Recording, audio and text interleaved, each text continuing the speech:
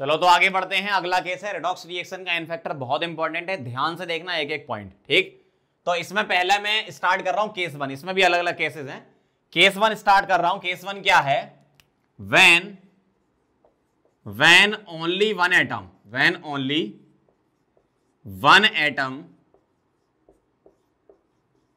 undergoing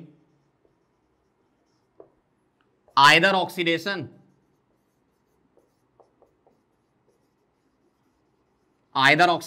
और reduction, या तो ऑक्सीडेशन हो रहा होगा या रिडक्शन हो रहा होगा। मतलब एक्चुअली होता क्या है, आपको रिडॉक्स रिएक्शन तो पूरी दी जाती है, लेकिन आप उसमें से या तो ऑक्सीडेशन वाले पार्ट या रिडक्शन वाले पार्ट का ही निकालते हैं। मतलब आपको हाफ हाफ रिएक्शन करनी होगी। हाफ हाफ रिएक्शन का यहां मतलब क्या है, जैसे कोई भी आपको रिएक्शन दे रखी, जैसे मान लो मुझे दे रखा है MnO4 नेगेटिव, ध्यान से देखना, प्लस I माइनस, इससे बन रहा है Mn2 प्लस और I2। तो आपको ओवरऑल पूरी रिएक्शन भी दे सकते हैं, या आपसे ये बोल देंगे कि MnO4 माइनस जो है वो कन्वर्ट हो रहा है Mn2 प्लस में, या I माइनस जो है वो कन्वर्ट हो रहा है I2 में। ऐसा आपको आधी आधी रिएक्शन करके भी दे सकते हैं कि बताओ भाई यहां पर इसका एन फैक्टर या इक्विवेलेंट वेट, यहां इसका एन फैक्टर या इक्विवेलेंट वेट, या रिएक्शन देके पूछ लेंगे MnO4 माइनस का एन फैक्टर या इक्विवेलेंट वेट बताओ। तो रिएक्शन पूरी भी दे सकते हैं और आधी आधी रिएक्शन भी दे सकते हैं। इसको बोलते हैं अपन complete reaction, complete redox reaction, जो कि अनबैलेंस है। इसको मैं बाद में बैलेंसिंग भी सिखाऊंगा आपको। कंप्लीट रिएक्शन है ये, और ये क्या है? हाफ रिएक्शन है। ये क्या है? हाफ रिएक्शन है। ये वाली और ये वाली हाफ रिएक्शन बोलते हैं, और ये कंप्लीट रिएक्शन है। समझ गए बात को? चलो अब मैं आपको बता रहा हूं, अपन यहां पर हाफ हाफ रिएक्शन का सीख लेंगे तो आसान पड़ेगा हमारे लिए। कंप्लीट रिएक्शन भी आ जाए तो भी कोई दिक्कत नहीं, हम उसमें से अलग अलग हाफ करके निकाल लेंगे, वो भी मैं सिखा दूंगा आपको, ठीक है। ध्यान से देखना जरा, अगर हाफ हाफ रिएक्शन दी है तो उसका एन फैक्टर कैसे निकालते हैं। जैसे अगर मान लो मुझे यही दे रखा होता, क्या? MnO4 माइनस से Mn+2, बताओ एन फैक्टर क्या है, इक्विवेलेंट वेट क्या है, या एन फैक्टर क्या है इसका, MnO4 माइनस का, रिएक्टेंट का, ठीक है। ध्यान से देखना, Mn का ऑक्सीडेशन नंबर निकालना, जरा सोचो कैसे निकालते थे। x मानते थे, एवरेज निकालना आपको यहां पर, x -8 इज इक्वल टू -1 मतलब +7, और यहां चमकता हुआ +2 दिख ही रहा है। मुझे चेंज बताओ कितने का है? 7 से 2 कितने का चेंज है? 7 से 2 आ रहे, कितने का चेंज है? 5 का चेंज है। आपको इसकी न्यूमेरिकल वैल्यू लेनी है, प्लस माइनस का टेंशन नहीं लेना। 7 से 2 5 ले लो, ठीक है। 5 का चेंज है, इनटू कितने Mn एटम है, जिस तरफ का भी एन फैक्टर निकालना है। आप यहां का भी निकाल सकते हो, यहां का भी निकाल सकते हो, बहुत ध्यान से समझना बात को। आप रिएक्टेंट का भी एन फैक्टर निकाल सकते हो, प्रोडक्ट का भी निकाल सकते हो। क्वेश्चन में मैक्सिमम टाइम आपसे रिएक्टेंट का पूछते हैं, तो मैं आपको सारे क्वेश्चन रिएक्टेंट से बताऊंगा, और कुछ क्वेश्चन अपन प्रोडक्ट वाले भी एंड में कर लेंगे। टॉपिक के इसी के एन फैक्टर जब समझेंगे, उसके एंड में जब इक्विवेलेंट वेट निकालेंगे तो मैं प्रोडक्ट का भी सिखा दूंगा, ठीक है। ध्यान से देखना जरा, अभी रिएक्टेंट का देखो। तो मुझे बताओ रिएक्टेंट यहां कितने हैं? Mn एटम बताओ यहां कितने हैं? 1, तो 5 × 1 कितना हो गया? 5। तो मैंने किया क्या यहां पर मैंने ये लगाया, N factor is equal to numerical value मतलब mod change in oxidation number into number of atoms. जिस भी एटम की ऑक्सीडेशन नंबर में चेंज हो रहा है वो ले लो, और नंबर ऑफ एटम ले लो, ये कहानी आपकी खत्म हो जाएगी। ये मोस्ट इंपॉर्टेंट पॉइंट है इसका, फिर सुन लो। N factor is equal to change in oxidation number की numerical value into number of atom, बस ये कर देना आप। इसका निकाल लिया हमने, 5 आया MnO4 नेगेटिव का, ठीक है। तो अगर मुझे इक्विवेलेंट वेट लिखना होता किसका, MnO4 2 नेगेटिव का इक्विवेलेंट वेट आ जाता M/5। चलो इसका निकाल लेते हैं। I माइनस से I2 बैलेंस करने की बिल्कुल भी जरूरत नहीं है, जो रिएक्शन दी है उसी में ही निकालते हैं, ठीक है। तो मेरे पास क्या है, I माइनस, और इससे क्या है I2। ध्यान रखना, बैलेंस करने की बिल्कुल भी जरूरत नहीं, डायरेक्ट निकालो। यहां -1 है, यहां 0 है, कितने का चेंज है? 1 का चेंज है, इनटू कितने आयोडीन लेफ्ट साइड? 1, तो नेट क्या आ गया? 1। तो एन फैक्टर इसका 1 आया, तो इक्विवेलेंट वेट क्या आ गया? मॉलिक्यूलर वेट I माइनस, चलो आयन है मतलब एटम ले लेते हैं अपन इसको, तो मैं इसके लिए लिख देता हूं एटॉमिक वेट इसका डिवाइडेड बाय एन फैक्टर, ऐसा। समझ रहे हो बात को? फिर से सुन लो, बहुत सिंपल है, मैं कुछ एग्जांपल से भी आपको समझा दूंगा। कभी भी आपको रिएक्शन या तो फुल देंगे या हाफ दे देंगे। फुल दिया है तो उसमें से भी हमें हाफ हाफ ही कंसीडर करना है, इसको और इसको देखेंगे, इसको और इसको देखेंगे। अगर आधा आधा दिया है तो बस इसको इसको ही देखना है, कोई दिक्कत नहीं है। और एन फैक्टर निकालने का तरीका क्या है, change in oxidation number into number of atom कर दो, काम हो जाएगा। यहां देखना जरा ध्यान से, रिएक्टेंट का पूछा आपसे, ठीक है क्वेश्चन में, मुझे कार्बन की ऑक्सीडेशन नंबर निकाल के बताओ, जिसकी चेंज होगी वही लेना है। आप बोलोगे सर ऑक्सीजन क्यों नहीं ले रहे हो, ऑक्सीजन की चेंज थोड़ी हो रही है।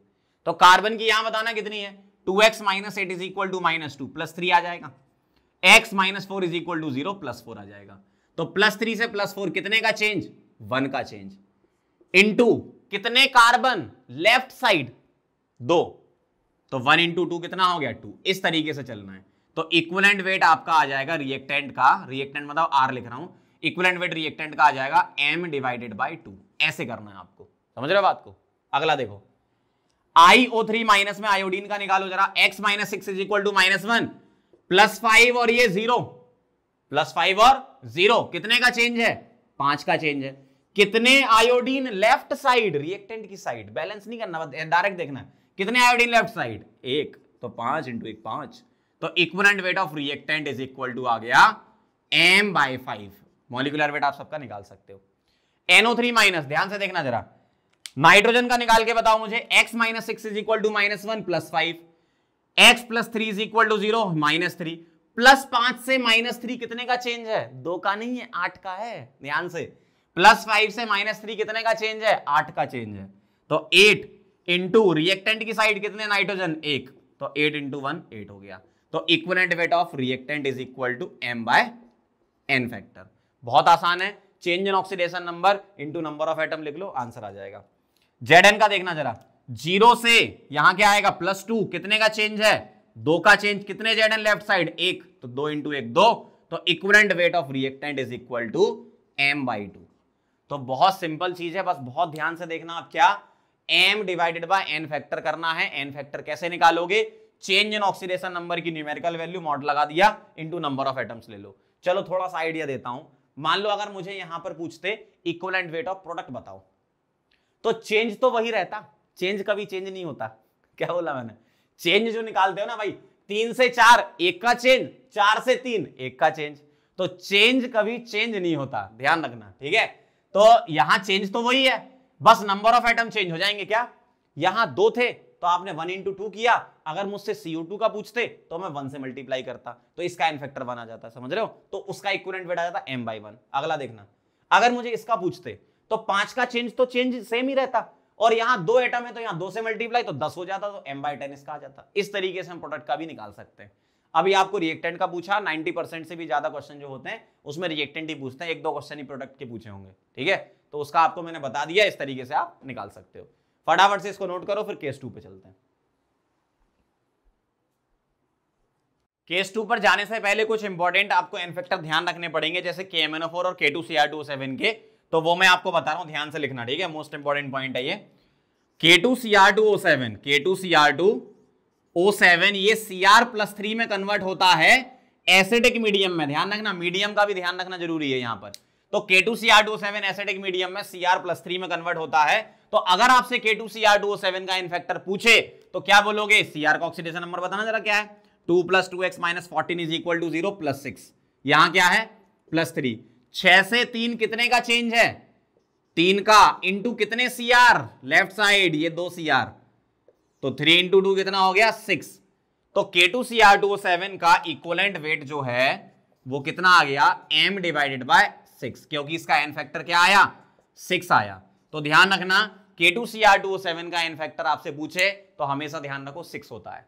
K2Cr2O7 का 6 होता है, याद कर लो। और K2Cr2O7 में Cr क्या है, मैक्सिमम ऑक्सीडेशन नंबर में है ना +6, तो ये ऑक्सीडाइजिंग एजेंट होता है। तो K2Cr2O7 एक ऑक्सीडाइजिंग एजेंट है जिसका एन फैक्टर 6 है और इक्विवेलेंट वेट m/6 है।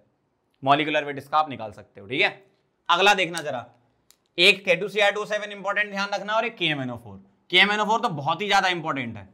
KMnO4 एक्चुअल में अलग अलग मीडियम में अलग अलग एन फैक्टर दिखाता है। क्या, ध्यान से देखना जरा, अगर KMnO4 लिखा हुआ है आपका बेसिक मीडियम, बेसिक मीडियम, तो बेसिक मीडियम में KMnO4 कन्वर्ट होता है K2MnO4 में। मैं हाफ ऑफ रिएक्शन लिख रहा हूं, ठीक है, इसलिए आपको बैलेंस नजर नहीं आएगी। तो KMnO4 से K2MnO4 बन रहा है, यहां इसका ऑक्सीडेशन नंबर +7 है, यहां इसका +6 से निकाल सकते हो आप। 7 से 6 कितने का चेंज है 1 का, इंटू कितने Mn लेफ्ट साइड 1, तो नेट चेंज कितने का 1 का। तो बेसिक मीडियम में KMnO4 K2NO4 बनाता है, आपको याद भी करना है प्रोडक्ट, ठीक है। और एन फैक्टर क्या होता है 1, तो इसका एन फैक्टर क्या है 1, तो इक्विवेलेंट वेट क्या आ गया मॉलिक्यूलर वेट डिवाइडेड बाय 1, और इसका मॉलिक्यूलर वेट पुट कर दो और डिवाइड बाय 1 कर दो, आंसर आ जाएगा।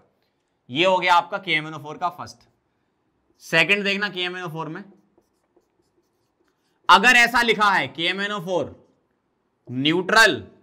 न्यूट्रल मीडियम है या फिर लिखा है अल्कलाइन,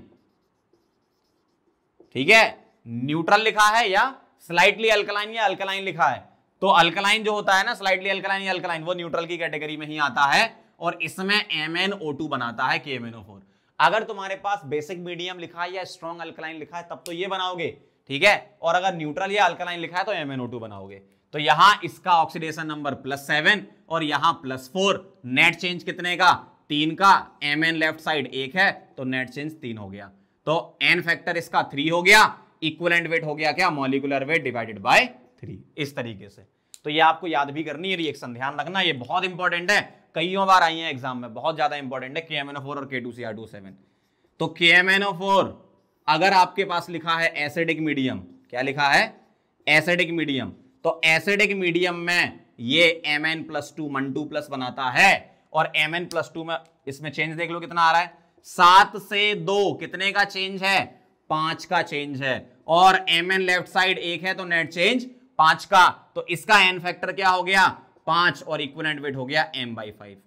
अब इसकी मेन बात ये आती है कि इसके एन फैक्टर याद करने की ट्रिक भी है अपने पास, तो बता देता हूं तो आपको याद हो जाएगा। भाई बाकी लोगों से आप लोग थोड़े अलग हो ना, आप अपने पास पढ़ रहे हो, ठीक, तो BNA ऐसे याद रखना 135 बना, सही है 135 बना, 135 बना का मतलब क्या हो गया, B मतलब बेसिक, N मतलब न्यूट्रल, और इसमें ध्यान रखना अल्कलाइन भी है, A मतलब एसिडिक, बेसिक न्यूट्रल एसिडिक 135 बना, ठीक है। और K2Cr2O7 ऑलवेज 6, ये ध्यान रख लो आप, K2Cr2O7 ऑलवेज 6, तो आपको इसके एन फैक्टर याद हो गए, तो K2Cr2O7 ऑलवेज 6 और KMnO4 135 बना, खत्म हो गया काम, ठीक है।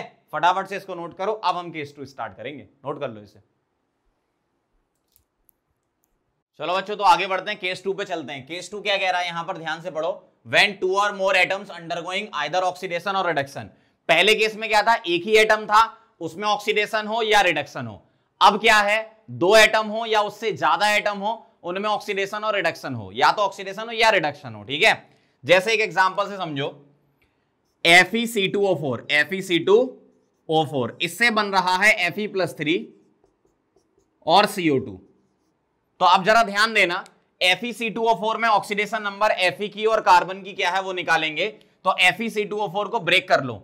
FeC2O4 जो है, FeC2O4 जब ब्रेक करोगे तो ये ब्रेक होगा Fe2+ में और C2O4 2- में, मतलब Fe पर +2 चार्ज है और C2O4 पर इस पूरे पर क्या है -2। अगर इस पूरे पर -2 है तो यहां से आप अलग से कार्बन की निकाल लो, कैसे 2x - 8 = -2, तो x यहां से आ जाएगा +3, सॉल्व करोगे तो इस कार्बन की क्या हो गई +3, ऑक्सीजन की तो -2 यहां भी है और यहां भी है, तो मत लिखो उसकी चेंज नहीं हो रही है। तो आयरन +2 से कहां जा रहा है +3 पर जा रहा है, ठीक है। तो +2 से +3 क्या हो रहा है, ऑक्सीडेशन हो रहा है। कितने का चेंज है, 2 से 3, 1 का चेंज, और कितने आयरन एटम है 1, तो आयरन का एन फैक्टर हो गया 1, ठीक है। इसको मैं बोल रहा हूं एन फैक्टर 1, तो एन फैक्टर 1 हो गया, एन फैक्टर 1 हो गया। यहां कार्बन क्या है +4, ध्यान से देखना जरा, कार्बन +3 से कहां जा रहा है +4, तो 3 से 4 पर जाने का मतलब कितने का चेंज, 1 का चेंज, और यहां कार्बन कितने लगे हैं 2, तो 1 × 2 कितने का चेंज हो गया 2 का चेंज। इसको बोल रहा हूं मैं एन फैक्टर 2, कितना आ गया ये 2, तो एन फैक्टर 1 है, एन फैक्टर 2 है। नेट एन फैक्टर जब आप निकालोगे FeC2O4 इसका, तो ये आता है एन फैक्टर 1 + एन फैक्टर 2। अगर इससे भी ज्यादा एटम ऑक्सीडाइज या रिड्यूस हो रहे होते तो हम उसको भी ऐड कर देते हैं, अभी 2 हैं तो 2 वाला ही यूजुअली आपको मिलेगा। तो 1 + 2 कितना हो गया 3, तो FeC2O4 का एन फैक्टर क्या हो जाता है 3 होता है, ठीक है। अब कुछ क्वेश्चन में अप्लाई करेंगे, ध्यान से देखना जरा। FeS2 में जरा मुझे Fe की और सल्फर की ऑक्सीडेशन नंबर बताओ। इसको आपको याद रखना पड़ेगा, क्या सल्फर यहां पर -1 होता है, ठीक है, पायराइट होता है ये, इसको आयरन पायराइट बोलते हैं। पायराइट क्या है? परऑक्साइड जैसा है, पायराइट परऑक्साइड जैसा है। परऑक्साइड क्या होता है? O2 नेगेटिव होता है, और पायराइट क्या होता है? S2 नेगेटिव होता है। तो सल्फर पे -1 और ऑक्सीजन पे -1 इंडिविजुअल एटम के लिए देखोगे तो यहां अगर सल्फर -1 है तो Fe क्या हो जाएगा? +2। यहां Fe क्या आएगा? +3। यहां सल्फर क्या आएगा? +4। यहां तो नॉर्मल आप निकालते हो, इसका आप याद रखना, ठीक है। चलो ध्यान से देखो, 2 से 3 कितने का चेंज है? 1 का चेंज। कितने आयरन? 1 आयरन, तो नेट क्या हो गया? 1। ये एन फैक्टर 1 मान लो। सल्फर -1 से कहां जा रहा है? +4 में। कितने का चेंज? 5 का चेंज। -1 से +4 5 का चेंज है, ठीक है। -1 0 1 2 3 4 5 ऐसे जाओगे। कितने सल्फर हैं? 2, तो नेट चेंज कितने का? 10 का। तो एन फैक्टर 1 1 हो गया, एन फैक्टर 2 10 हो गया, तो नेट एन फैक्टर क्या हो जाएगा? N factor 1 plus N factor 2, तो नेट आएगा 11। ऐसे करना है आपको, ठीक है। अगला देखना जरा, Cu2S में सल्फर का ऑक्सीडेशन स्टेट क्या है? -2। अगर सल्फर यहां, क्योंकि ये सल्फाइड है, ये पायराइड नहीं है, ध्यान रखना, ये सल्फाइड है, तो -2, यहां सल्फर क्या है? +4 निकाल लोगे आप। अगर सल्फाइड में -2 आ रहा है सल्फर, तो कॉपर क्या हो जाएगा? +1। 2x - 2 = 0। और यहां कॉपर क्या है? +2। तो कॉपर +1 से +2 कितने का चेंज? 1 का चेंज। कितने कॉपर? 2 कॉपर। नेट चेंज कितने का? 2 का। सल्फर यहां -2 से +4 जा रहा है, तो -2 से +4 कितने का चेंज है? 6 का चेंज है। कितने सल्फर? 1, तो नेट चेंज कितने का हो गया? 6 का। तो n factor 1 plus N factor 2, तो 2 + 6 क्या हो जाएगा? 8। तो इसका एन फैक्टर 8 आ गया। इस तरीके से करना है आप, ठीक है। आप देख लो, आयरन यहां +2 से +3 ऑक्सीडाइज हो रहा था, सल्फर -1 से +4 ऑक्सीडाइज हो रहा है, तो यहां दोनों एटम ऑक्सीडाइज हो रहे हैं, यहां भी दोनों एटम ऑक्सीडाइज हो रहे हैं। यहां देखना अगला वाला, Fe2SO4 होल थ्राइस में ब्रेक कर लो आप। Fe को अलग करो, SO4 को अलग करो, तो Fe के पास कितना चार्ज आएगा? +3। जो यहां 3 है वो यहां आता है, जो 2 है वो यहां आएगा।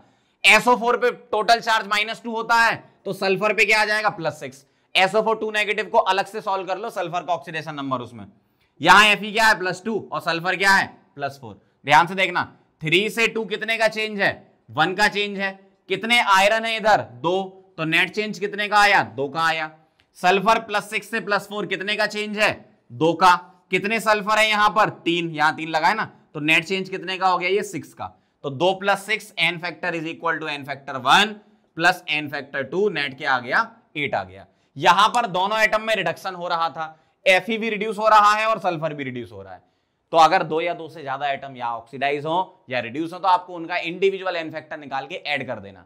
कुछ चीजें आपको ध्यान रखनी पड़ेंगी, जैसे आपको अगर कंबाइंड फॉर्मूला दे दिया तो इसका कैटायन एनायन में ब्रेक करना आपको आना चाहिए, ठीक है। और इसका आप याद रखना, FeS2 आयरन पायराइड में सल्फर -1 होता है। अगर आप यहां सल्फर -2 ले लोगे तो गलत हो जाएगा, ध्यान रखना।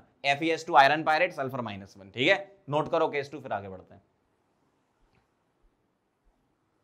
चलो आगे बढ़ते केस 3 पर। ये वाला नीट और जेईई मेन के लिए उतना इंपॉर्टेंट नहीं है केस, लेकिन फिर भी अपन कवर कर लेते, छोटा सा ही है। क्या कह रहे हैं इसमें? When only one atom undergoing either oxidation और रिडक्शन। यहां तक तो केस 1 जैसा ही है ये, but appears in 2 product with same oxidation number. यहां थोड़ा चेंज हो गया, तो ये केस 3 जो है ना, वो केस 1 जैसा ही है। जैसे अगर मैं आपके सामने ऐसा लिखूं कि K2Cr2O7 इससे बन रहा है Cr+3, ये एक प्रोडक्ट हो, और दूसरा भी कोई ऐसा प्रोडक्ट हो जिसमें क्रोमियम +3 में हो। जैसे मान लो एक बन गया CrCl3 और एक Cr2SO4 होल थ्राइस, तो दोनों में ही Cr+3 होगा। मतलब यहां पर 2 प्रोडक्ट बन रहे हैं और सेम ऑक्सीडेशन नंबर आ रहा है उसमें, तो आपको टेंशन नहीं लेनी, केस 1 जैसा ही करना है। यहां से कोई भी एक ले लो, और यहां +6 ऑक्सीडेशन नंबर, इनमें से कोई भी एक ले लो, +3। और जैसे आप निकालते हो 6 से 3 कितने का चेंज? 3 का। कितने Cr? 2, नेट चेंज 6 का, तो एन फैक्टर आ गया 6। दूसरे प्रोडक्ट की आप टेंशन मत लो, ठीक है, सिंपल सी बात है। जैसे ये देखना, MnO4 नेगेटिव, +7 से +2, और ये भी क्या है? +2। तो कोई भी एक ले लो, वहां से आंसर आ जाएगा। 7 से 2 कितने का चेंज? 5 का चेंज। कितने Mn? 1, नेट चेंज कितने का? 5। तो एन फैक्टर क्या हो गया आपका? 5। तो बड़ा सिंपल सा है ये, केस 1 जैसा ही है, बस यहां पर 2 डिफरेंट प्रोडक्ट बनेंगे और उनमें ऑक्सीडेशन नंबर उसकी सेम रहेगी। Different product in the sense CrCl3 Cr2SO4 whole thrice. मान लो यहां बना MnCl2 MnSO4, इस टाइप से, लेकिन उसमें जो एलिमेंट होगा उसकी ऑक्सीडेशन नंबर क्या होगी? सेम होगी, ठीक। फटाफट से नोट करो, फिर इसी में ही थोड़ा एडिट करेंगे, यहां सेम की जगह डिफरेंट ऑक्सीडेशन नंबर आ जाए तो क्या होगा, सारे केसेस अपन कवर करके चलेंगे, ठीक है, नोट करो इसे। आगे बढ़ते हैं केस नंबर 4 पर, ये भी उतना इंपॉर्टेंट नहीं है, नीट और जेईई मेन के लिए, जेईई एडवांस के लिए है इंपॉर्टेंट, तो एक बार कवर कर लेते, ध्यान से देखो क्या कह रहे हैं। When only one atom undergoing either oxidation or reduction but appears in two product with different oxidation number, तो यहां पर आपको जो इक्वेशन मिलेगी उसमें आपको पहले से ही बैलेंस करके दिया जाएगा जिस एटम में चेंज आ रहा है। जैसे एक एग्जांपल से मैं समझाता हूं, यहां ले रहा हूं मैं 3 MnO4 नेगेटिव, 2 Mn2 प्लस और एक है Mn+6, ऐसा आपको दे रखा है, ठीक है, ध्यान से देखना जरा। तो हम क्या करेंगे इसमें हम n फैक्टर ऐसे निकालते हैं, n factor is equal to n factor 1 plus n factor 2 divided by number of moles of reactant, number of moles of reactant, ये लगाना है यहां पर केस नंबर 4 में फॉर्मूला, ठीक है। आप ध्यान से देखना मैं कैसे अप्लाई कर रहा हूं इस चीज को। आप बताओ मुझे ऑक्सीडेशन नंबर यहां क्या है, +7, सही है, यहां क्या है +2, यहां क्या है +6, 7 से 2 कितने का चेंज है, 5 का चेंज है ना, इनटू यहां कितने Mn, 3, ऐसा हम करते थे लेकिन अब नहीं करेंगे, क्यों, आप मुझे एक बात बताओ, 7 से 2 5 का चेंज तो चलो ठीक है, अगर मैं यहां 3 से मल्टीप्लाई करता हूं, इसका मतलब मैं ये मान लूंगा कि तीनों के तीनों Mn+2 में चले गए, तो ये क्या बारात में आया है भाई, सीधी सी बात है ना। अगर मैंने ये बोला कि 3 Mn में 5 का चेंज है तो इसका तो कोई अस्तित्व ही नहीं बचा, मतलब ये काहे के लिए यहां बैठा है। अब सुनो क्या करना है, आप जो चेंज निकालते हो वो तो निकाल लो, लेकिन नंबर ऑफ एटम से मल्टीप्लाई अब की बार यहां से करना है, प्रोडक्ट से। तो 7 से 2 5 का चेंज कितने Mn में वो कौन बताएगा, प्रोडक्ट बताएगा, 2, मतलब नेट 10 का चेंज है। और सुनो 7 से 6 कितने का चेंज, 1 का चेंज, कितने Mn में, यहां मैं थोड़ी देर के लिए 1 लिख लूं, 1, मतलब 1 का चेंज। तो अब यहां जो n फैक्टर आप निकालोगे वो ये फॉर्मूला लगाएंगे, तो n factor is equal to n factor 1 10, n factor 2 1 upon total moles of reactant कितने हैं, 3 से डिवाइड, मतलब 11/3, ऐसे चलना है आपको, समझ गए बात को। एक दो एग्जांपल से और समझ लो, यहां पर +7 है, यहां चमकता हुआ +2, यहां चमकता हुआ +4, 7 से 2 कितने का चेंज, 5 का, कितने Mn में, 2 Mn में, तो नेट चेंज कितने का, 10 का, सही जा रहा हूं मैं। 7 से 4 कितने का चेंज, 3 का, कितने Mn में, यहां से पता चलेगा 1, तो नेट चेंज 3 का, तो n फैक्टर आ गया कितना, 10 + 3 divided by number of moles of reactant, 13/3 इसका आंसर है। इस तरीके से चलना है आपको। एक और कर लेते हैं, +7 से +2 एंड +6, ठीक, 7 से 2 कितने का चेंज, 5 का चेंज, कितने Mn में, 1 Mn में, इधर से पता चलेगा 5 हो गया। 7 से 6 कितने का चेंज, 1 का चेंज, कितने Mn में, यहां 1 है, तो नेट 1 का, तो n factor is equal to 5 + 1/2, मतलब 6/2, मतलब 3। इस तरीके से चलोगे तो change in oxidation number into number of atom, case number 4 में नंबर ऑफ एटम आप प्रोडक्ट की साइड से देखोगे, रिएक्टेंट की साइड से नहीं देखोगे, और ये फॉर्मूला लगा दोगे। केस 4 है ये आप पहले ही पहचान लोगे, कैसे, 7 से 2 रिडक्शन और 7 से 6 रिडक्शन, मतलब ये वाला केस है, या तो ऑक्सीडेशन हो या रिडक्शन हो, इनमें रिडक्शन हो रहा है और डिफरेंट ऑक्सीडेशन नंबर में आ रहा है जो प्रोडक्ट बन रहा है ना। तो इस तरीके से ये प्रोसेस है, ये बिल्कुल ऐसे ही लगाना आपको अगर क्वेश्चन आया तो। और जेईई मेन में और नीट में आने के चांसेस बहुत कम है, उसमें केस नंबर 1 और केस नंबर 2 के ही मैक्सिमम क्वेश्चन आए हुए हैं, 99.9% क्वेश्चन उसी के आए हैं, ठीक है। ये सब चीजें जो है केस 3 और केस 4 जेईई एडवांस के लिए, ठीक, नोट करो इसे। चलो आगे बढ़ते हैं, केस नंबर 5, ध्यान से देखना जरा। When one atom undergoing oxidation and other atom reduction, मतलब यहां पर 2 एटम होंगे, एक में ऑक्सीडेशन होगा और दूसरे में रिडक्शन होगा। जैसे एक एग्जांपल से हम समझ लेते हैं इस चीज को, KClO3 ये दे रहा है KCl + O2, ध्यान से देखना जरा। KClO3 में क्लोरीन की ऑक्सीडेशन नंबर क्या है, +5, ऑक्सीजन की क्या है, -2, जिसकी चेंज होती वही देख रहे हैं अपन, K की तो +1 ही होगी, है ना। यहां Cl -1 है और O2 क्या है, ऑक्सीजन क्या है, 0 है, O2 में ऑक्सीजन की 0 है। तो +5 से -1 क्या है, रिडक्शन, -2 से 0 क्या है, ऑक्सीडेशन। तो आपको यहां क्या करना है, n factor is equal to n factor 1 ले लो या n फैक्टर 2 ले लो, दोनों में से कोई भी ले लो सेम ही आएगा। जैसे अगर मैं आपसे बोलूं चलो Cl का देखते हैं, तो 5 से -1 कितने का चेंज, 6 का चेंज, कितने Cl 1, तो नेट चेंज कितने का 6 का। अब ये सेम आएगा कैसे देखना, -2 से 0 कितने का चेंज 2 का, और कितने ऑक्सीजन लेफ्ट साइड 3, तो 3 × 2 कितना हो गया 6। इस तरीके से चलना है, 6 आ रहा दोनों में ही है ना, तो n फैक्टर इसका या तो ऑक्सीडेशन वाला ले लो या रिडक्शन वाला ले लो, 6 आएगा। अगला देखना, एक क्वेश्चन और करके बता रहा हूं। इक्विवेलेंट वेट मुझे निकाला, अच्छा मैंने पिछले केसेस में इक्विवेलेंट वेट निकाले नहीं है, सबके n फैक्टर मैंने निकाल के दे दिए, तो आप निकाल लेना इक्विवेलेंट वेट। क्या करना है आपको, रिएक्टेंट का मॉलिक्यूलर वेट ले लेना और डिवाइड कर देना सबके n फैक्टर से, जो कि मैंने बता दिया। यहां भी मैं आपको n फैक्टर निकाल दूंगा, इक्विवेलेंट वेट आप निकाल लेना, इस पूरे का मॉलिक्यूलर वेट रख देना, divide by equivalent weight, divide by n factor, तो इक्विवेलेंट वेट आ जाएगा। ठीक, देखो NH4 होल ट्वाइस Cr2O7, इसमें नाइट्रोजन और Cr की निकाल लेते हैं क्योंकि उसी की चेंज हो रही है, ऑक्सीजन तो -2 है दोनों जगह।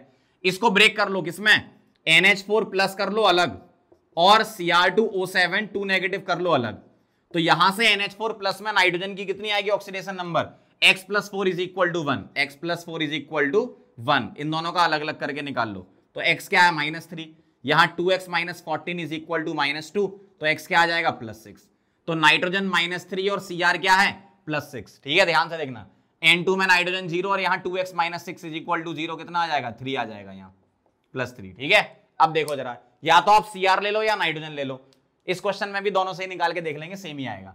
-3 से 0 कितने का चेंज 3 का, नाइट्रोजन कितने 2, नेट चेंज 6 का। इस तरीके से करना आपको। Cr में +6 से 3 कितने का चेंज 3 का, कितने Cr 2, नेट चेंज 6 का। तो चाहे आप ये ले लो या ये ले लो, मतलब आंसर आपको क्या देना है 6। ऐड मत कर देना बाय गॉड, गलत हो जाएगा। आपको या तो ऑक्सीडेशन वाला लेना है या रिडक्शन लेना है, वो इस केस से आपको समझ में आ जाएगा। एक एटम में ऑक्सीडेशन और दूसरे में रिडक्शन हो रहा होगा, देखो -3 से 0 ऑक्सीडेशन, +6 से +3 रिडक्शन, तो ये वाला केस है। समझ गए बात को, फटाफट से इसको नोट करो, फिर आगे बढ़ते हैं।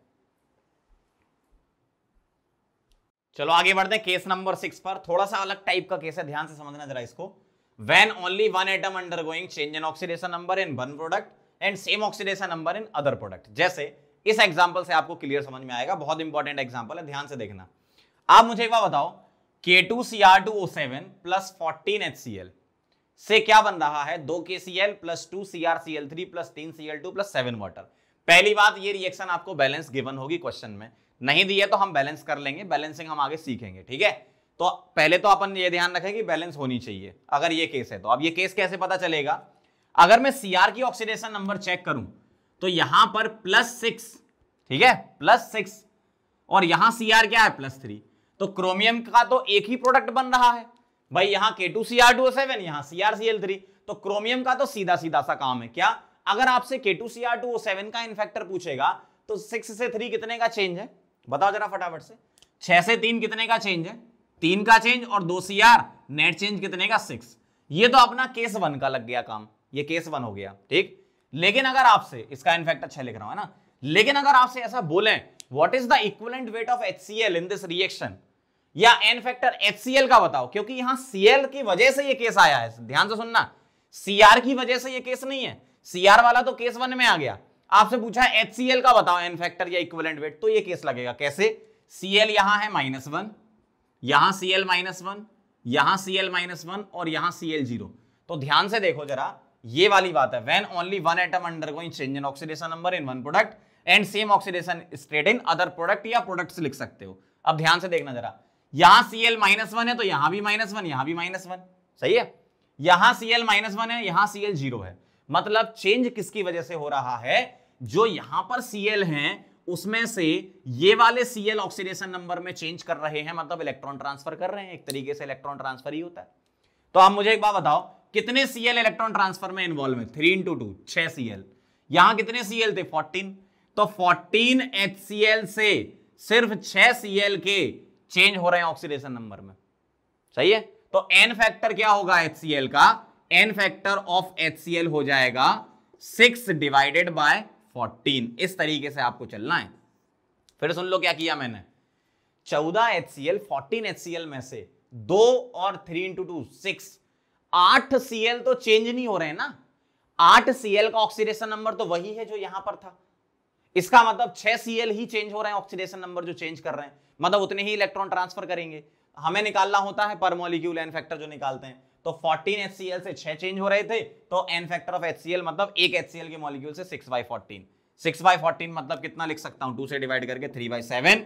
और आपसे इक्विवेलेंट वेट पूछेगा किसका, HCl का, तो molecular weight m divided by 3/7 मतलब 7m/3 आ जाएगा, और इसका m 36.5 पुट कर दोगे आंसर आ जाएगा।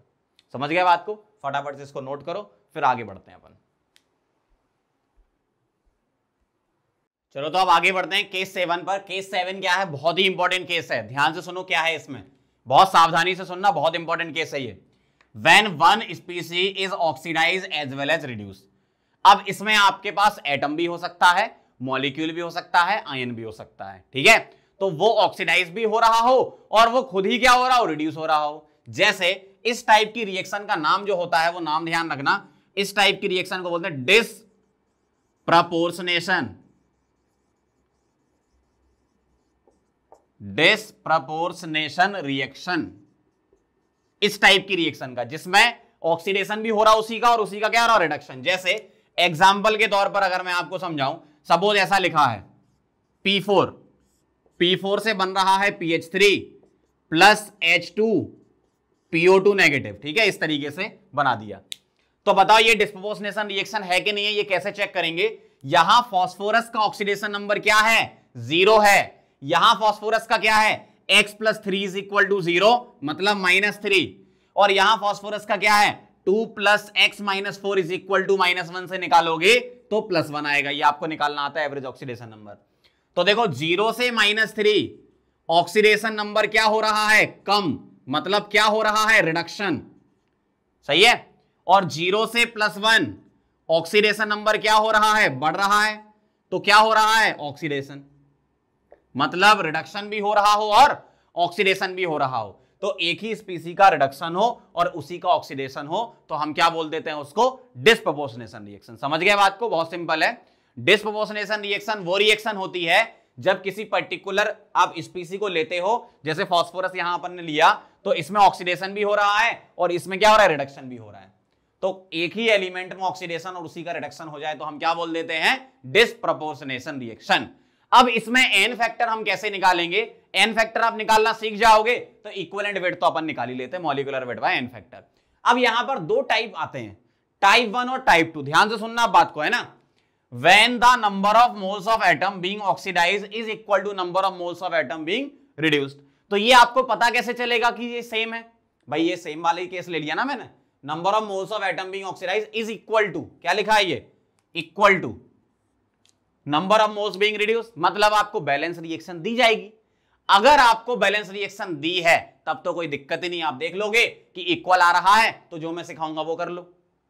लेकिन कभी कभी आपको वो बैलेंस करके नहीं देंगे तो वहां फंस जाते हैं। तो मैं आपको बता रहा हूं, अगर बैलेंस दिया है तो बहुत अच्छी बात है, नहीं दिया है तो मैं आपको सिखा देता हूं, क्योंकि नहीं दिए वाले में ही कंफ्यूजन होता है। तो अगर बैलेंस रिएक्शन दी है तब तो डायरेक्ट मेथड होता है, वो मैं अभी दिखा दूंगा आपको। अगर रिएक्शन बैलेंस नहीं है तो कैसे करोगे आप, ध्यान से देखना जरा। जैसे मेरे पास लिखा है ऐसा H2O2 और इससे बना रहे हैं H2O प्लस O2। अब इन्होंने यहां पर रिएक्शन बैलेंस नहीं करी, ध्यान से देखो जरा, यहां कितना लिखा है, 2 ऑक्सीजन, यहां 1 और यहां 2, 3 ऑक्सीजन हो गए। तो एटम ही बैलेंस नहीं है ना, तो नंबर ऑफ एटम बैलेंस नहीं है तो जो ऑक्सीडाइज और रिड्यूस वाले एटम है वो भी बैलेंस नहीं होंगे। इसका मतलब क्या है, अब आपको कैसे करना है, ये अनबैलेंस रिएक्शन दे देंगे। अब आपको कैसे करना है, आप क्या करो, इसमें ऑक्सीडेशन नंबर निकालो जिसका चेंज हो रहा है, हाइड्रोजन का तो चेंज हो नहीं रहा, ऑक्सीजन का हो रहा है। तो यहां ऑक्सीजन -1 है, ध्यान से सुनना, यहां ऑक्सीजन -1 है, यहां ऑक्सीजन क्या है -2 और यहां ऑक्सीजन क्या है 0। सही है, ऑक्सीजन की ऑक्सीडेशन नंबर ये है।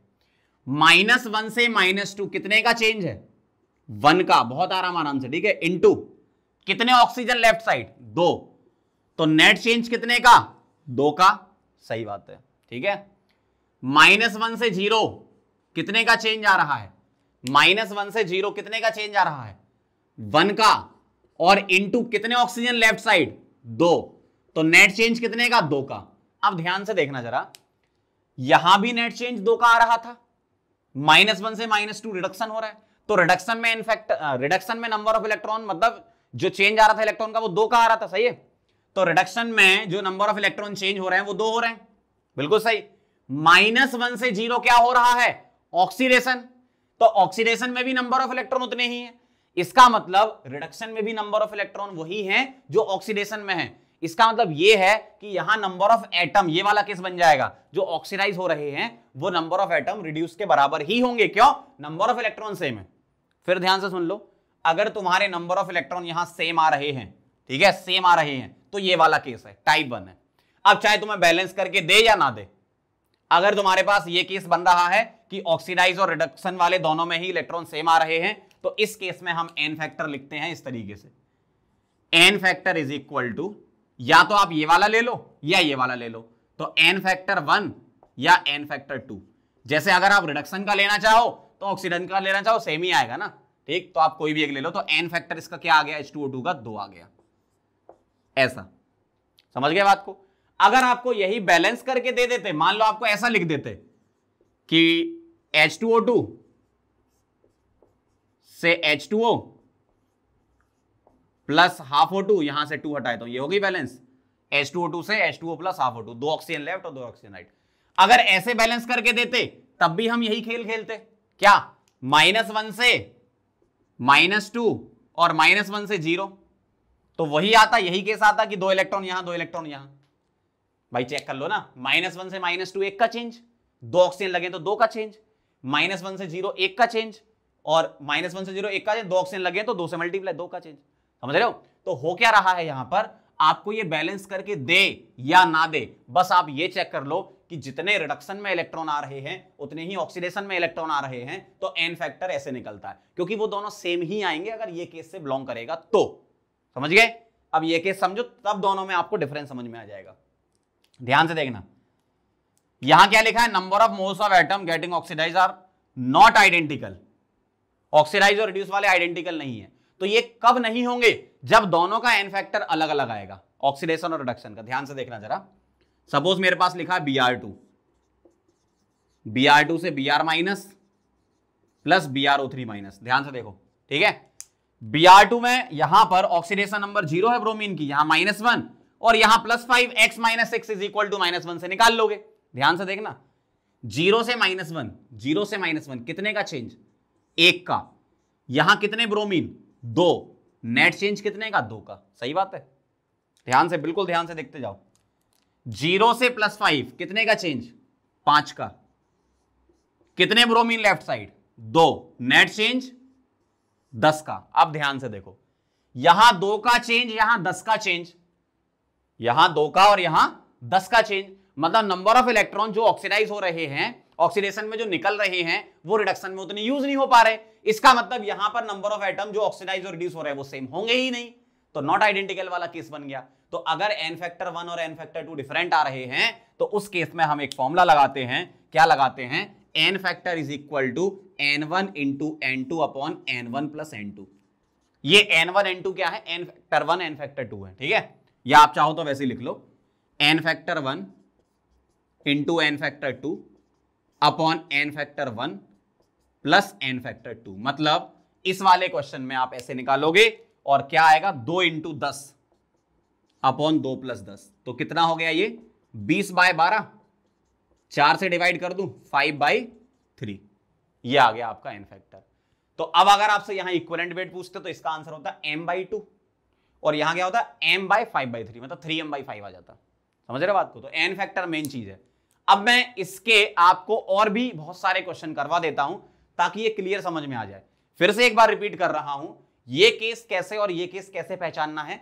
आपको बैलेंस दिया हो नहीं दिया हो टेंशन मत लो, बैलेंस दिया हो या नहीं दिया हो टेंशन मत लो, क्योंकि कुछ बुक्स में ऐसा दिया है कि बैलेंस करके निकालेंगे इस तरीके से, तो काफी लेंथी पड़ता है। ये बहुत इजी मेथड है। बैलेंस हो या नहीं हो, आप तो बस एन फैक्टर 1 और एन फैक्टर 2 निकालो, मतलब ऑक्सीडेशन प्रोसेस में और रिडक्शन प्रोसेस में एन फैक्टर निकालो। अगर वो सेम आ रहे हैं मतलब इस केस से बिलोंग करेगा, मतलब जो सेम आ रहे हैं तो कोई भी एक ले लो, सेम आ रहे हैं तो कोई भी एक ले लो। अगर डिफरेंट आ रहे हैं ये, इसका मतलब ये फॉर्मूला लगाना है। सिंपल सा, आप डिस्प्रोपोर्शनेशन का आंसर निकालना सीख जाओगे। फटाफट से ये नोट करो, फिर मैं और भी कई सारे क्वेश्चन आपको डिस्प्रोपोर्शनेशन के करवा देता हूं। आप पहचानना कि टाइप 1 है कि टाइप 2 है, ठीक है। फटाफट से लिख लो इसको। चलो आगे बढ़ते हैं, अब कुछ एग्जांपल से समझ लो और प्रैक्टिस हो जाएगी आपको डिस्प्रोपोर्शनेशन की। ठीक है, ध्यान से देखना जरा, मैं एन फैक्टर निकाल दूंगा, अब इक्विवेलेंट वेट निकाल लेना सबका। यहां पर हेलोजन की ऑक्सीडेशन नंबर 0, इधर -1 और इधर +1, एवरेज आपको निकालना आता ही है। 0 से -1 कितने का चेंज? 1 का चेंज। कितने हेलोजन? यहां 2, तो नेट चेंज कितने का? 2 का। सही है। 0 से +1 कितने का चेंज? 1 का। 2 हेलोजन, नेट चेंज 2 का। एन फैक्टर 1 कितना है? 2। एन फैक्टर 2 कितना है? 2। अगर ये सेम आता है तो आंसर भी सेम ही रहता है, मतलब या तो आप एन फैक्टर 1 ले लो या एन फैक्टर 2 ले लो। क्या आ जाएगा? 2। तो एन फैक्टर आ जाएगा x2 का 2, तो मॉलिक्यूलर वेट डिवाइडेड बाय 2 इसका इक्विवेलेंट वेट आ जाएगा। यहां पर एक इंपॉर्टेंट बात ध्यान रखने वाली ये है, F2 does not undergo disproportionation reaction, मतलब फ्लोरीन डिस्प्रोपोर्शनेशन रिएक्शन नहीं दिखाता। क्यों नहीं दिखाता? क्योंकि फ्लोरीन की अगर मैं बात करूं तो F2 में, मतलब फ्लोरीन की अगर ऑक्सीडेशन नंबर देखूं तो F2 में क्या होती है? 0, और किसी कंपाउंड में -1, तो फ्लोरीन की ऑक्सीडेशन या तो 0 होगी या -1 होगी, जबकि डिस्प्रोपोर्शनेशन में 3 ऑक्सीडेशन नंबर होनी चाहिए। सही बात है ना? क्यों? अगर F2 0 से -1 जाए तो 0 से कहीं प्लस में भी जाए, तभी तो डिस्प्रोपोर्शनेशन बोलोगे, रिडक्शन भी हो और क्या हो? ऑक्सीडेशन हो। जबकि फ्लोरीन की ऑक्सीडेशन नंबर या तो 0 होती है या -1, प्लस में कोई होती नहीं है, या इन दो के अलावा तीसरी कोई नहीं होती। ठीक है, तो इसलिए फ्लोरीन डिस्प्रोपोर्शनेशन नहीं दिखाता, बाकी सारे हेलोजन डिस्प्रोपोर्शनेशन रिएक्शन दिखाते हैं। ध्यान रखना ये बात। आगे बढ़ते हैं, इसमें एन फैक्टर निकालते हैं। अगर मैं P4 में फास्फोरस का बोलूं तो 0 ऑक्सीडेशन नंबर है। ठीक है, PH3 में इधर -3 फास्फोरस का और इधर फास्फोरस का +1 ऑक्सीडेशन नंबर निकालना आपको आता है। अब ध्यान से देखो जरा, 0 से -3 कितने का चेंज है? 3 का चेंज, इनटू कितने फास्फोरस? 4, तो नेट चेंज कितने का हो गया? 12 का। सही। 0 से +1 कितने का चेंज? 1 का। फास्फोरस कितने लगे? 4, तो नेट चेंज कितने का? 4 का। एन फैक्टर 1 और एन फैक्टर 2 अगर डिफरेंट होते हैं तो एन फैक्टर नेट कैसे निकलता है? वो निकलता है n1 into n2 upon n1 plus n2 से, है ना? n1 n2 मतलब एन फैक्टर 1 एन फैक्टर 2 है, तो ये निकाल लो कितना आ रहा है? 12 इंटू 4 अपॉन 12 प्लस 4, तो ये हो गया आपका कितना? 48/16, मतलब 3 हो गया। तो P4 का इक्विवेलेंट वेट आ जाएगा m डिवाइडेड बाई 3, इसका molecular weight divided by 3, n factor इसका 3 है। अगला क्वेश्चन देखो ध्यान से, 0 से -2, 0 से -2 कितने का चेंज है? 2 का। 8 सल्फर लगे हैं तो नेट चेंज कितने का? 16 का। यहां क्या है? 0 से सल्फर का निकाल लो, यहां पे 2x - 6 इज इक्वल टू -2, मतलब ये आ जाएगा आपका +2। तो 0 से +2 2 का चेंज, 8 सल्फर लगे हैं तो नेट चेंज 16 का। अब ध्यान से देखो जरा, यहां एन फैक्टर 1 16 है, एन फैक्टर 2 16 है, अगर ये सेम होता है तो फाइनल आंसर भी सेम रहता है, तो एन फैक्टर क्या है? 16। बहुत ध्यान से देखते जाओ। अगला क्वेश्चन एक और समझ लो, यहां Cl का निकालो आप, x - 2 इज इक्वल टू -1, मतलब +1 आ जाएगा। यहां -1, यहां x - 4 इज इक्वल टू -1, मतलब +3 आ जाएगा। ठीक है, अब 1 से -1 कितने का चेंज? 2 का चेंज। कितने Cl लेफ्ट साइड? 1, तो नेट चेंज कितने का? 2 का। 1 से 3 कितने का चेंज? 2 का। Cl यहां लेफ्ट साइड 1, तो नेट चेंज कितने का? 2 का। अगर आपका एन फैक्टर 1 और एन फैक्टर 2 सेम आता है तो आंसर भी क्या रहता है आपका? सेम रहता है, तो एन फैक्टर क्या आ गया आपका? 2। तो ये बिल्कुल आपको पता होना चाहिए कि फॉर्मूला कब लगाना है और फॉर्मूला कब नहीं लगाना है, कब डायरेक्ट लिखना है। अगर एन फैक्टर 1 और एन फैक्टर 2 तुम्हारे सेम आ रहे हैं तो आंसर भी सेम रहेगा, मतलब जो कोई भी ले लो, एन फैक्टर 1 ले लो या एन फैक्टर 2 ले लो। अगर तुम्हारे एन फैक्टर 1 एन फैक्टर 2 अलग अलग आ रहे हैं तो उसको इस फॉर्मूले से निकालते हैं अपन। समझ गए बात को? नोट करो, फिर आगे बढ़ते हैं।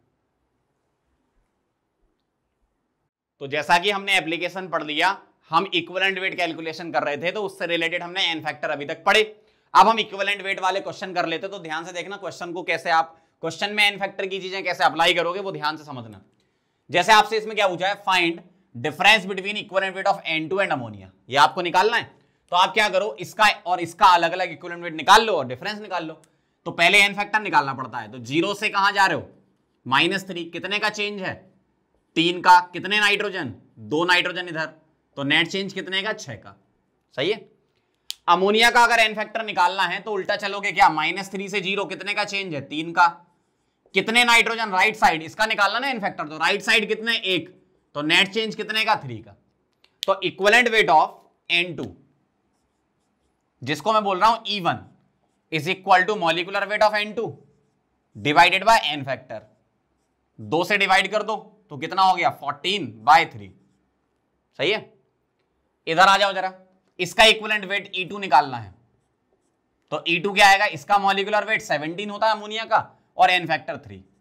दोनों का डिफरेंस चाहिए तो अमोनिया और N2 का डिफरेंस मैं निकाल देता हूं, तो E2 माइनस E1 निकाल देता हूं, है ना। E2 माइनस E1, तो 17/3 माइनस 14/3 इज इक्वल टू 3/3 क्या आ गया 1। ठीक है, तो इक्विवेलेंट वेट का डिफरेंस निकाल रहा हूं N2 और अमोनिया का। आप चाहो तो इसको ऐसे लिख लो, अमोनिया और N2 लिख लो तो ज्यादा सही है, प्लस में आंसर निकालना आपको, है ना। अमोनिया एंड N2, आप N2 अमोनिया निकालते तो फिर वो माइनस में आ जाता, कोई दिक्कत नहीं थी, है ना। तो इक्विवेलेंट वेट ऑफ अमोनिया निकाला 17/3, N2 निकाला 14/3, दोनों का डिफरेंस ले लिया। अगला क्वेश्चन देखो, equivalent weight of Na2H2O3 as reductant in the reaction, मतलब ये रिडक्टेंट है। अगर ये रिड्यूसिंग एजेंट है, रिडक्टेंट मतलब रिड्यूसिंग एजेंट, अगर ये रिड्यूसिंग एजेंट है तो ये अपने आप को क्या करेगा, ऑक्सीडाइज करेगा। तो ऑक्सीडाइजेस इटसेल्फ। तो आप ये देख लो कि कहां पर इसका ऑक्सीडेशन हो रहा है। जैसे यहां सल्फर की ऑक्सीडेशन स्टेट क्या आएगी, +2 आएगी। ठीक है, यहां Na2SO4 में कितनी आएगी, +6 आएगी सल्फर की, और यहां सल्फर 0 आएगी। तो इसको अपने आप को ऑक्सीडाइज करना, तो मुझे क्या लेना है, ये और ये उठाना है बस, इससे मतलब नहीं है। क्योंकि क्वेश्चन में बोला एज रिडक्टेंट, मतलब खुद को ऑक्सीडाइज करेगा तो 2 से 6 जाएगा। तो खुद को ऑक्सीडाइज करेगा तो 2 से 6 कितने का चेंज आया, 4 का, और इनटू यहां कितने सल्फर 2, तो नेट चेंज कितने का आ गया, 8 का। तो equivalent weight is equal to हो गया m डिवाइडेड बाय 8। तो Na2H2O3 का इक्विवेलेंट वेट आ गया m/8। इस तरीके से निकालना आपको। ठीक है, एक और क्वेश्चन देखो, find n factor of BaMnO4 whole twice in acidic medium. अब ये जो एसिडिक मीडियम है उसमें ये Mn+2 में कन्वर्ट होता है। तो ध्यान से देखना जरा, BaMnO4 होल ट्वाइस है और इससे क्या बनना है, Mn2+। आपको बैलेंसिंग की बिल्कुल टेंशन नहीं लेगी, बिना बैलेंसिंग के ही हम n फैक्टर निकाल लेते हैं। तो बताओ जरा, यहां पर इसका ऑक्सीडेशन नंबर क्या आएगा, +7 आएगा। क्यों, MnO4 नेगेटिव को अलग करके उसमें अलग ऑक्सीडेशन नंबर निकाल लो, क्योंकि इसको तोड़ोगे तो एक कैसे टूटेगा, Ba2+ आएगा और एक आयन क्या आएगा, MnO4 नेगेटिव का। ठीक है, इसके 2 मोल होंगे तो मोल से हमें वैसे ही मतलब नहीं है। आप क्या करो, यहां पर ऑक्सीडेशन नंबर निकालते टाइम इतने पार्ट को ले लो और यहां से इसका ऑक्सीडेशन नंबर x मान के निकाल लो, +7 आएगी। तो +7 से कहां जा रहे हो, +2, कितने का चेंज है, 5 का। अब देखना यहां कितने Mn के एटम है, होल ट्वाइस लगा है तो 2, तो नेट चेंज कितने का, 10 का। तो आंसर क्या आ गया, n factor of BaMnO4 whole twice जो होगा, BaMnO4 होल ट्वाइस होगा, वो क्या होगा, 10 आएगा आंसर। ठीक है, ये ध्यान रखना। चलो आगे बढ़ते हैं। मुझे एक रिएक्शन दे रखी है और बैलेंस करके दे रखी है, इक्विवेलेंट वेट Fe का निकालना है। तो कभी भी आपको बैलेंस रिएक्शन दी है तो आप बैलेंसिंग हटा दो, मतलब आप कोएफिशिएंट हटा ही दो, आप सीधे सीधे ये ले लो। देखो ध्यान से, यहां क्या बोल रहे हैं आपसे, 3 Fe 4 वाटर Fe3O4 4 H2 दे रखे हैं। मुझे इक्विवेलेंट वेट Fe का निकालना, तो सिर्फ Fe उठाओ, यहां से क्या उठाओ, Fe। मोल से मतलब नहीं है, बिना मोल के, बिना बैलेंसिंग के ही हम n फैक्टर निकाल रहे हैं ना। तो Fe आ गया और Fe से क्या बन रहा है, Fe3O4 बन रहा है। बस इतने पार्ट को उठाओ, इसका n फैक्टर निकालो और डायरेक्ट इक्विवेलेंट वेट निकालो। बताओ जरा, Fe का यहां ऑक्सीडेशन नंबर 0, यहां कितना है, +8/3। तो 0 से +8/3 कितने का चेंज है, 8/3 का। कितने Fe के एटम है इधर, 1, तो नेट चेंज कितने का, 8/3 का। तो इक्विवेलेंट वेट ऑफ Fe क्या आ जाएगा, एटॉमिक वेट ऑफ Fe होता है 56 अपॉन n फैक्टर कितना, 8/3, तो 3 ऊपर चला जाएगा। तो 8 से घटाइए 7 बार, 7 × 3 कितना होगा, 21। ऐसा। तो इक्विवेलेंट वेट कभी भी निकालोगे ना आप, तो आपको करना क्या है, बैलेंसिंग अगर करके दे रखी है तो आप कोएफिशिएंट हटा दो, सिर्फ वो स्पीसी ले लो जिसके लिए आपको इक्विवेलेंट वेट निकालना है। मैंने यहां से Fe उठाया और Fe कहां जा रहा है, Fe3O4 में जा रहा है। बस इतनी रिएक्शन बना के अपन निकाल लेते हैं। इस तरीके से क्वेश्चन सॉल्व करते हैं। ठीक है, और भी क्वेश्चन करते हैं अपन, ताकि और अंडरस्टैंडिंग बने आपकी। पहले आप ये नोट करो, फिर और क्वेश्चन करवाता हूं। चलो आगे बढ़ते हैं, और क्वेश्चन समझ लो जरा ध्यान से। ये आपको एक रिएक्शन दे रखी है और इक्विवेलेंट वेट निकालना है किसका, H2O3 2 नेगेटिव का, इसका निकालना है। तो मैंने आपको पहले ही बताया था कि बैलेंसिंग वगैरह करके दे रखी हो, कोएफिशिएंट से मतलब नहीं है, आप तो सिर्फ स्पीसी उठाओ। जैसे यहां किसका निकालना है, H2O3 2 नेगेटिव, इसको उठाओ और इससे क्या बन रहा है, ये बन रहा है, तो इसको उठाओ। ठीक है, ऐसे लिख लिया। अब इसका ऑक्सीडेशन नंबर बता दो कितना है, यहां 2x - 6 इज इक्वल टू +2 कितना आ जाएगा, 2 आ जाएगा। और S4O6 2 नेगेटिव में निकालो, 4x - 12 इज इक्वल टू -2, तो x आ जाएगा 10/4 2.5 आ जाएगा। तो 2 से 2.5 कितने का चेंज है? 0.5 का। यहां कितने सल्फर हैं? 2, तो नेट चेंज कितने का? 1 का। तो इक्विवेलेंट वेट आ गया H2O3 2 नेगेटिव का, इसका molecular wait m divided by n factor क्या है? 1, m/1। इस तरीके से आप निकालोगे। समझ गए बात को? और देखो जरा अगला question, if equivalent weight of MnSO4 is equal to molecular weight of MnSO4/2, इसका मतलब ये क्या दे दिया आपको? n factor. तो n फैक्टर 2 चाहिए। When it is converted to, मतलब MnSO4 किसमें कन्वर्ट हो, यहां पर Mn के किस कंपाउंड में कन्वर्ट हो कि n फैक्टर उसका 2 आए। समझ रहे हो बात को? तो Mn यहां +2 है, तो यहां मैं Mn क्या रखूं कि n फैक्टर इसका क्या आ जाए? 2 आ जाए। तो यहां Mn आप क्या रखोगे इन कंपाउंड में? ध्यान से देखो जरा, Mn यहां होना चाहिए +4, तभी तो मैं बोलूंगा 2 से 4 2 का चेंज, 1 Mn नेट चेंज 2 का, तो n फैक्टर 2 आ जाएगा और इक्विवेलेंट वेट m/2 आ जाएगा। तो मुझे ऐसा यहां पर कंपाउंड चाहिए जिसमें Mn +4 हो। तो ऑप्शन में चेक कर लो, 2x - 6 = 0, तो ये +3, x - 4 = 0, +4, यही आंसर आ गया। इसमें +7 आएगा और इसमें +6 आएगा। समझ गए बात को? क्या किया मैंने यहां पर ये देखा कि n फैक्टर मुझे 2 बनाना है और MnSO4 में SO4 2 नेगेटिव और Mn 2 पॉजिटिव होता है, तो Mn +2 से कहां जाना चाहिए? +4 में जाना चाहिए ना, तभी तो n फैक्टर इसका 2 आएगा। तो +4 वाला यहां पर कोई कंपाउंड उठाना है आपको। ठीक है, अगला क्वेश्चन देखो, Cr2O7 2 negative + I negative equation दे रखी है आपको। ये आपसे बोला find equivalent weight of reductant, मतलब इसमें पहले आपको रिड्यूसिंग एजेंट पता करना है और फिर उसका इक्विवेलेंट वेट निकालना है। रिड्यूसिंग एजेंट क्या होता है? जो खुद को ऑक्सीडाइज करे। खुद को ऑक्सीडाइज कौन कर रहा है? यहां देख लेते हैं, Cr +6 से कहां जा रहा है? +3, तो ये खुद को रिड्यूस कर रहा है, तो ये ऑक्सीडाइजिंग एजेंट है। आयोडीन -1 से कहां जा रहा है? 0, तो ये खुद को ऑक्सीडाइज कर रहा है, इसका मतलब ये रिड्यूसिंग एजेंट है। मतलब मुझे I- का इक्विवेलेंट वेट निकालना है। तो मैंने क्या बताया? इक्वेशन में से इनको बाहर खींच लो, I- से क्या बन रहा है? I2। बस अब आप इक्विवेलेंट वेट निकाल लो, आंसर आ जाएगा आपका। बताओ जरा, यहां आयोडीन की ऑक्सीडेशन स्टेट -1, यहां 0, -1 से 0 1 का चेंज, इनटू लेफ्ट साइड कितने आयोडीन? 1, तो नेट चेंज कितने का? 1 का। क्यों? रिडक्टेंट ये है, ये नहीं है, ध्यान रखना है ना। तो I- का मुझे इक्विवेलेंट वेट निकालना था, तो equivalent weight of I negative क्या आ जाएगा? I नेगेटिव का एटॉमिक वेट रख दो यहां पर, 127 होता है, ठीक है, डिवाइडेड बाय 1, तो 127 आपका आंसर आ जाएगा। इस तरीके से आपको चलना है। समझ रहे हो बात को क्या हो रहा है यहां पर? और देखो, और क्वेश्चन करेंगे। 4 mole of electrons are transferred to 1 mole of HNO3। HNO3 ने 4 मोल इलेक्ट्रॉन ले लिए, ठीक है। When it act as an oxidant, मतलब oxidising agent, the possible reduction product बताना है आपको कि क्या होगा। मुझे एक बात बताओ, HNO3 ने अगर 4 मोल इलेक्ट्रॉन ले लिए तो नाइट्रोजन का कुछ ऐसा कंपाउंड बनेगा जिसमें कुछ ऑक्सीडेशन नंबर होगी, वो क्या होगी? यहां +5 ऑक्सीडेशन नंबर था, 4 इलेक्ट्रॉन लिए, इसका मतलब यहां वो कंपाउंड बनना चाहिए जिसमें नाइट्रोजन की ऑक्सीडेशन नंबर +1 हो। मोल वगैरह से मतलब नहीं रहता, बस आप इसकी ऑक्सीडेशन नंबर चेक कर लो, +1 किसमें है वो आंसर आ जाएगा। क्यों? यहां ऑक्सीडेशन नंबर +5 थी, 4 मोल इलेक्ट्रॉन लेगा तो ऐसा कंपाउंड बनाएगा जिसमें नाइट्रोजन +1 हो। यहां चेक करो, 0, यहां -3, यहां +1, यही आंसर है, और यहां +4। समझ गए बात को? इस तरीके से अप्लाई करना है। और भी क्वेश्चन कर लेते हैं एक बार, क्योंकि ये चैप्टर बहुत ही ज्यादा इंपॉर्टेंट है और इजी भी होता है। आपको बस एक बार समझ में आ जाएगा तो बहुत आसानी से आप क्वेश्चन बना लोगे। इसको नोट करो, फिर और क्वेश्चन की प्रैक्टिस करवा देता हूं मैं। चलो तो आगे बढ़ते हैं, कुछ और क्वेश्चन कर लेते हैं एक बार, समझ में आ जाएगा आपको सारी चीजें, ठीक है, आप क्लियर हो जाएंगी। एक इक्वेशन दे रखी है, इसमें पूछा है x इलेक्ट्रॉन, x बताना है, मतलब कितने इलेक्ट्रॉन यहां निकल रहे हैं ये आपको बताना है। तो सीधा सा है, चेंज इन ऑक्सीडेशन नंबर से निकालेंगे। कैसे? यहां सल्फर का ऑक्सीडेशन नंबर क्या है? +4, यहां क्या है सल्फर का? +6, कितने का चेंज है? 2 इलेक्ट्रॉन का। और कितने सल्फर है यहां? 1, तो 2 × 1 कितना हो गया? 2। इसका मतलब 2 इलेक्ट्रॉन यहां पर आएंगे, तो x क्या हो गया आपका? 2। तो सीधा सीधा सा है, n फैक्टर आप निकाल लो यहां से, वही उतने ही इलेक्ट्रॉन इन्वॉल्व हो जाएंगे। ठीक, अगला देखो जरा, which of the following act as both oxidant and reductant. बताओ जरा, ऑक्सीडाइजिंग एजेंट और रिड्यूसिंग एजेंट कौन होता था? जिसकी ऑक्सीडेशन नंबर इंटरमीडिएट होती थी, मिनिमम और मैक्सिमम के बीच में होती थी। चेक कर लेते हैं जरा, यहां सल्फर क्या है? -2, यहां सल्फर क्या है? +6, यहां ऑक्सीजन क्या है? -1 है, या फ्लोरीन 0। ठीक, तो सल्फर यहां -2 है, मिनिमम में है, क्योंकि सल्फर की -2 से क्या होती है? +6, -2 से +6, यहां मिनिमम में है, तो H2S की ऑक्सीडेशन नंबर मिनिमम है, तो अब ये इससे नीचे नहीं जाएगा, मतलब अब ये अपने आप को ऊपर ले जाएगा, तो खुद ऑक्सीडाइज करेगा, मतलब ये रिड्यूसिंग एजेंट की तरह काम करेगा।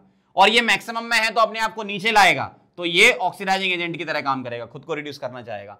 अब ऑक्सीजन यहां -1 है, जबकि ऑक्सीजन का अगर मैं ऑक्सीडेशन स्टेट बताऊं आपको तो -2 से वेरी करता है कहां तक, +2, तो इन दोनों के बीच में आ गया -1, मतलब इंटरमीडिएट, मतलब यही आंसर हो गया। जबकि फ्लोरीन की तो सिर्फ 2 ही ऑक्सीडेशन स्टेट होती हैं, एक 0 होती है और एक कंपाउंड्स में क्या होती है, -1 होती है।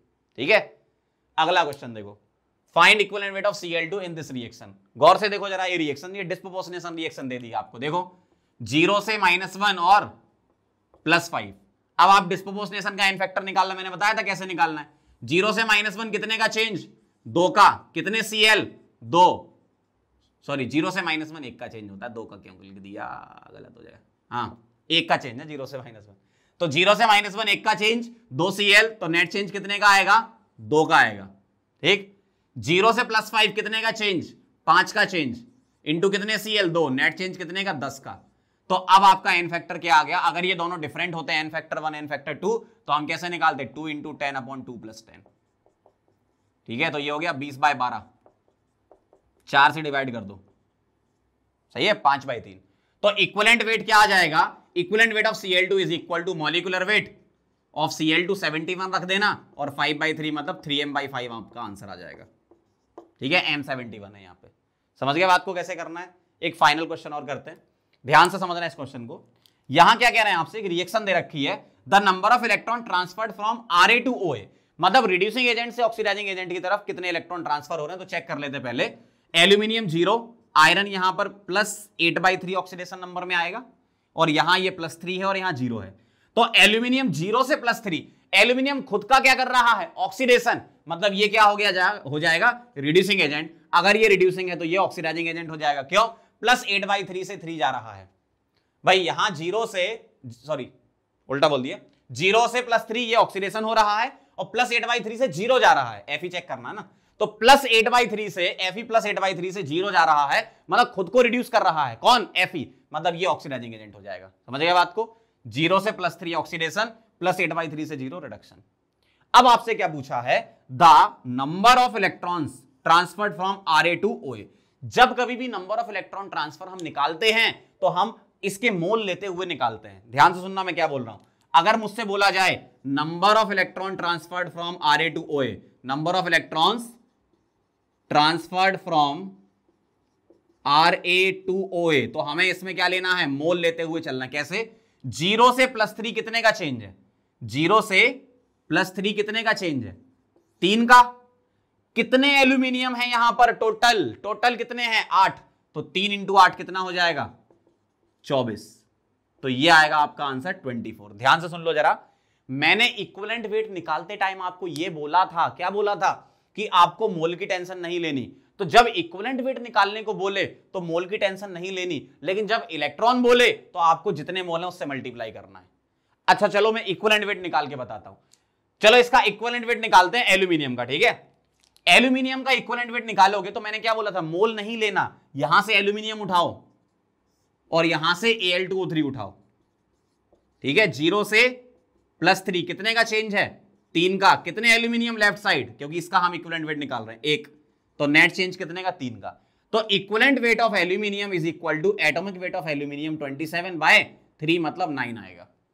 ऐसे करना है आपको, समझ रहे बात को। अगर आपसे नंबर ऑफ इलेक्ट्रॉन ट्रांसफर के बारे में पूछे तो आपको ओवरऑल रिएक्शन के लिए बताना पड़ेगा ना, जबकि इक्विवेलेंट वेट निकालते टाइम हमें बैलेंसिंग की कोई जरूरत नहीं है, कोई रिक्वायरमेंट नहीं है। बहुत ध्यान से सुन लो, कान खोल के सुन लो। जब कभी भी इक्विवेलेंट वेट निकालोगे तो कोफिशिएंट फेंक दो, सिर्फ स्पीसीज उठा लो और उससे इक्विवेलेंट वेट निकाल लो, जो कि अभी तक मैं कर रहा था। यहां मैंने 8 से मल्टीप्लाई क्यों किया, ये बच्चों का डाउट होता है कि सर अभी तक तो आप ये कर रहे थे कि आपने क्या बोला था, मोल हटा दो सीधे निकाल लो इलेक्ट्रॉन कितने आ रहे हैं। वो तो एक तरीका है इक्विवेलेंट वेट निकालने का। अगर आपसे नंबर ऑफ इलेक्ट्रॉन ट्रांसफर पूछे तो अकॉर्डिंग टू बैलेंस रिएक्शन ही जाना पड़ेगा आपको। तो नंबर ऑफ इलेक्ट्रॉन ट्रांसफर ही एक बैलेंस रिएक्शन दे रखी थी, तो उसके लिए मुझे निकालना था, तो मुझे ये बताना था ना, एक एल्यूमिनियम 3 इलेक्ट्रॉन ट्रांसफर कर रहा है, ये बात सही है, लेकिन 8 एल्यूमिनियम 24 इलेक्ट्रॉन ट्रांसफर करेंगे, तभी जाके Fe3O4 Fe में रिड्यूस होगा। बात समझना क्या बोल रहा हूं मैं, फिर से एक बार फिर रिपीट कर रहा हूं, कई बार डाउट होता है लोगों का। इक्विवेलेंट वेट निकालते टाइम कोफिशिएंट को हटा दो, स्पीसीज ले लो, एन फैक्टर निकाल के इक्विवेलेंट वेट निकाल लो, जैसा मैंने सिखाया है। इलेक्ट्रॉन ट्रांसफर जब पूछे तो नंबर ऑफ मोल लेते हुए आपको चलना है। इसमें आप मोल मत हटा देना, आप ये मत कहना कि सर 3 इलेक्ट्रॉन आएंगे ना, 8 एल्यूमिनियम थे तो 8 × 3 24 इलेक्ट्रॉन आएंगे। तो इसका अगर आंसर बोले तो आंसर क्या है 24। समझ गए बात को? तो सारे एप्लीकेशन से रिलेटेड हमने पॉइंट्स कवर कर लिए, सभी टाइप के वेरिएशन जितने हो सकते थे मैंने उतने टाइप के क्वेश्चन आपको करवा दिए। बाकी एंड में भी अपन 21 क्वेश्चन की सीरीज करेंगे, तो वहां भी बहुत सारे अच्छे अच्छे क्वेश्चन करेंगे। ठीक है, फटाफट से इसको नोट करो, फिर आगे बढ़ते हैं।